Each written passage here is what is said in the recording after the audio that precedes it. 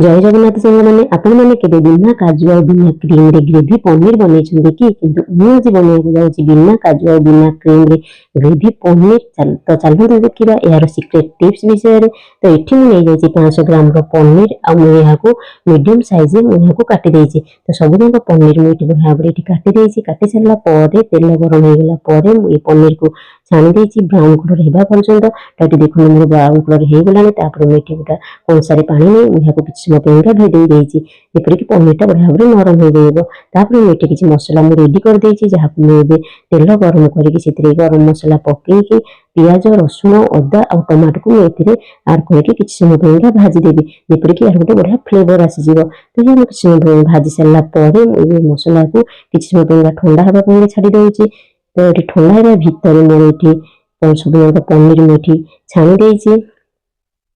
तो ये देखो सब पनीर छाणी मिक्सचर किसी जीरा आड करके भजा जाइए मसला को आड कर दूसरी। तो चलते ये देखिए तार सीक्रेट टिप्स विषय। तो ये देखो मुझे 4 ରୁ 5 खंड मुझे कंचा पनीर नहीं जाइए जहाँ भी आम तरकारी को बढ़िया ग्रेवी करेगा।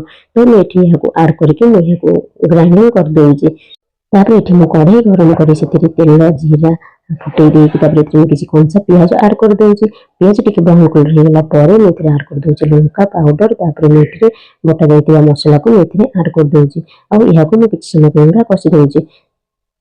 किसी समय कषि सारापर आड कर आवश्यक अनुसार लुण हल्दी धनिया पाउडर पनीर मसला और कस्तूरी मेथी यह आड करके बढ़िया भाव में कषि दूसरी।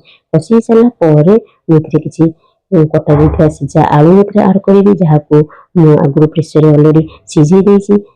मैंने भी चाहिए यहाँ भाजिक आड करेंगे छाणिक आड करेंगे। मुझे तरकाटा बढ़िया भाव में ग्रेवी हम से मुझे सीझा आलू मेथी आड कर। तो मुझे मसला सागर पकईकि मुझे बढ़िया भाव में कषि दूसरी। तापर मुझे आड कर दूसरी उषुम पानी और यहाँ किसी समय फुटापी छाड़ी दूसरी। तरकाटा टकमक फुटा आरंभ कले मुझे आड कर दूसरी पनीर। तो पनीर पकईकि मुझे 3 ରୁ 4 मिनट पर्यंत फुटापी छाड़ी दूसरी। तरकाटा फुटीगले मुझे आड कर दूसरी धनिया पत्र और किसी गरम मसला।